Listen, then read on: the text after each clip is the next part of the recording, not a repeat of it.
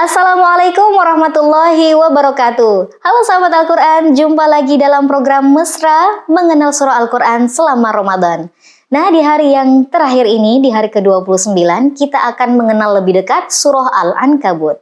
Assalamualaikum warahmatullahi wabarakatuh. Halo sahabat Al-Quran, apa kabar hari ini? Selamat datang pada bulan yang penuh berkah, bulan suci Ramadan. Jumpa lagi dalam program Mesra mengenal surah Al-Quran selama Ramadan. Pada hari pertama ini, di hari ke-6 ini, di hari ke-10 ini, dan hari ini hari yang ke-14. Nah, di hari yang ke-24 ini, kita akan berkenalan dengan surah, dengan surah, dengan surah, dengan surah, dengan surah, dengan surah, dengan surah, dengan surah, dengan surah, dengan surah.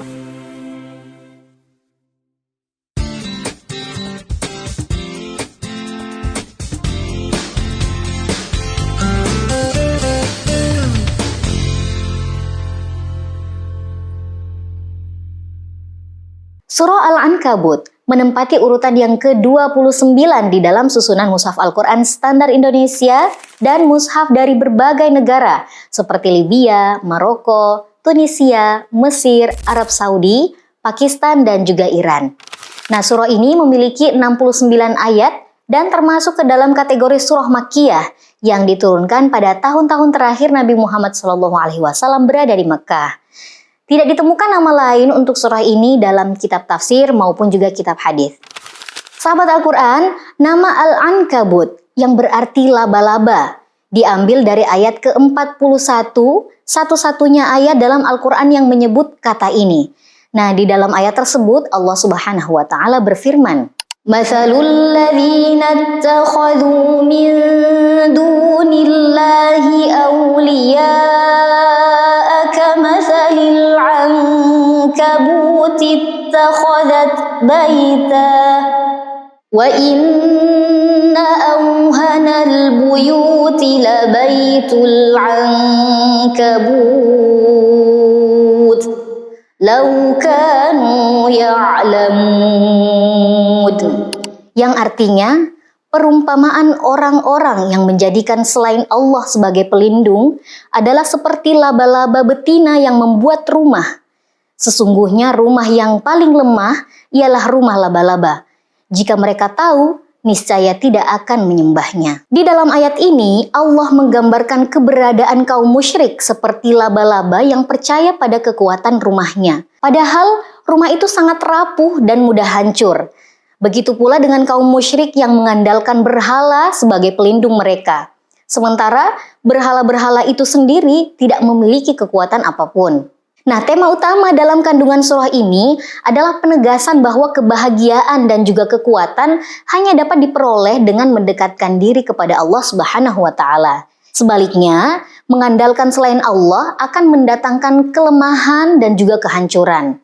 Nah, hal ini diperjelas melalui kisah-kisah dalam ayat 15 hingga 40 yang menunjukkan bagaimana orang-orang yang berpegang teguh pada kebenaran selamat dan juga menang meskipun menghadapi lawan yang lebih kuat seperti kaum 'Ad, kaum Tsamud, Qarun, dan juga Fir'aun beserta tentaranya. Sahabat Al-Quran, nama Al-Ankabut telah dikenal sejak zaman sahabat, sebagaimana yang diriwayatkan oleh Aisyah radhiyallahu anha, an Aisyata anna Rasulullah sallallahu alaihi wasallam kana yusalli fi kusufis syamsi wal qamar arba'a raka'atin wa arba'a sajadat wa qara'a fi raka'atil ula bil ankabut awir rum wa fi tsaniyah biyasin. Rasulullah Shallallahu Alaihi Wasallam sholat gerhana matahari dan bulan dengan 4 kali ruku dan 4 kali sujud.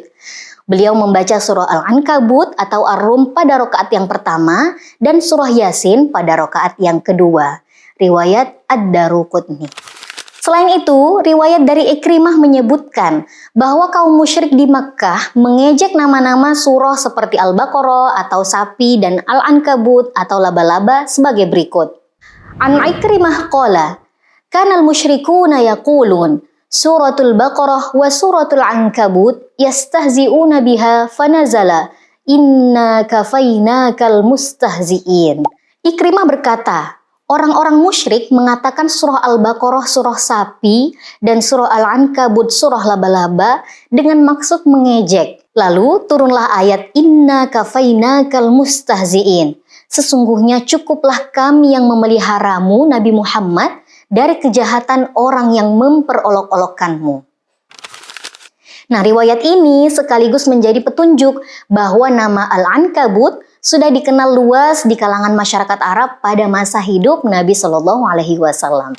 Sahabat Al-Quran, Ibnu Abbas juga meriwayatkan bahwa surah Al-Ankabut turun di Makkah, sebagaimana disebutkan dalam riwayat yang juga dikutip oleh Al-Baihaqi, Ad-Dani, dan juga Az-Zuhri. Nah, kesimpulannya, nama Al-Ankabut menjadi satu-satunya nama yang digunakan untuk surah ini sejak masa sahabat.